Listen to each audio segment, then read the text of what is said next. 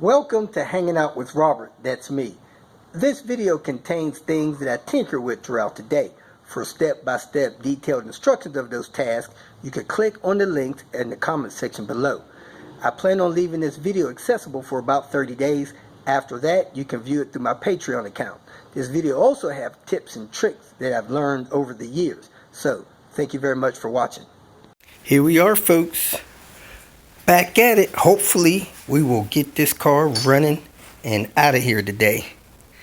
Today is January 2nd.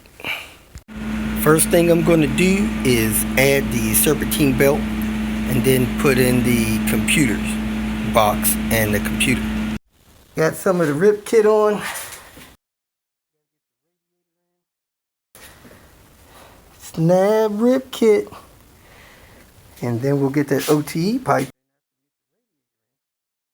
And got some of the coolant filled in the system. We're going to do a coolant fan modification, because when your coolant fan is here, you usually only have about an inch or two to reach down in here. So we're going to measure that. Then we're going to do the fan modification and then measure it again. So let's get started.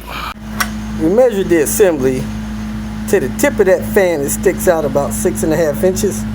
We're going to do the mod and see how much it sticks out. First thing we're going to do is take off these 4 screws that secure the fan to this shroud assembly. Now you flip the shroud over and you set the fan down on where you want to bolt it in. Of course, these slits will bolt in here and here.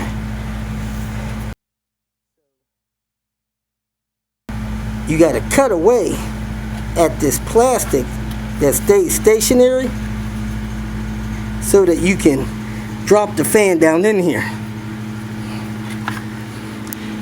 That hole there and that hole here were secured near the top. So you got to cut away at the plastic, come in this way, cut across this groove, and come out this way. That way the fan will fall in there. So I'm going to score that and cut away at it with something, but you don't want to cut none of your fan assembly that turns. Be careful not to cut none of that. So I got a cut right there, and then over near the other one I got a cut right there, and I did the same thing on the other side. I had a cut near that screw hole there, and I got a cut before that screw hole here. Now I got to take this out, leaving this flat part, removing all of this step here, and not damaging the fan in there. So I scored it with a razor blade. I could try to break it off with pliers or something, but we're going to get a Dremel style tool and use that to just zip along there, cut that piece out. Then we'll be done with the mod versus short of screwing it back in and taking a measurement. I use this little Dremel tool to score it, and then I break it off with 2 hands. So that's what I'm taking off of both sides and leaving that on both sides. Oh, okay. Let me go on this side and score that. I can go look and see if we got another. Okay, it's running. So you take this and you just ride it along that. Oh, it's going the wrong way. Ride it along that, and that's just forward enough for you to cut it off. Oh, that was it.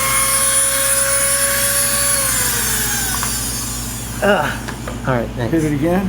No, it's good. Your fingers in the way. Hopefully there it is, cut on both sides. The fan still turns, the blades are a little bit up. And we'll get ready to set it in here and make sure it fits. Now the fan is screwed in from the inside. all 4 screws, the smooth part of the fan facing toward the radiator, and you see the fan turns freely, not rubbing on anything. Now let's measure it, see how high it is. So there you have it, about 1.25 inches of space you have.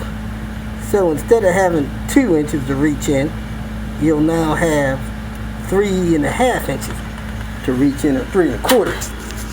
So we're gonna go ahead and install the fan so we can hook up the rest of the rip kit. So that's how much space you have with the fan mod. You probably get 1.5 inches there. So you almost double your space in here, getting down closer to the fan. The fan normally sits out about that far, at least 1 inch up here. But now you can reach your hand and arm down there and do stuff like remove the starter, check vacuum lines and wire harnesses and stuff like that. This red wire down here has power on it at all times, even while cranking. White relay socket just to the right of the green socket. The lower center pin has power on it when the car is in run, but not while it's cranking. Up here in this white relay socket, the center pin on the right has power at all times, even while you're cranking. This brown wire with the orange stripe has power in accessory and run, but it does not have power when you're cranking. This pink wire here has power when you turn the headlight switch on. Working with the glow shift gauges, I put the red to the switched power. Anytime the ignition is in accessory or run, that red will have constant power. That power goes out when I'm holding down start. The white wire is hooked up to the headlight. They got a orange wire from the gauge going to that. The yellow wire is constant power, all times 24/7. So that's how I have these hooked up. I'm gonna run the gauge grounds off of this screw up here. Putting the gauges in the gauge pod, man, the IPD gauge pod thing is so tight for the gauges. Sometimes they don't go in. So I usually get a piece of sandpaper and rub them with my hand. But John had that little Dremel tool, and man, I sanded those things just a little bit too much so the gauges can turn in here.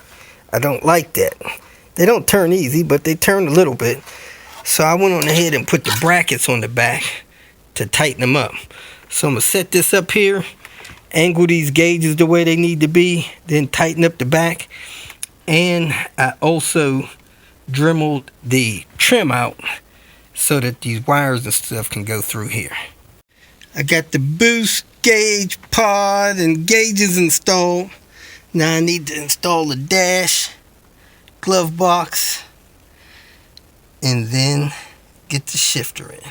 You get that dash pad on, make sure you tuck that tip in the side of that hole right there so it looks good.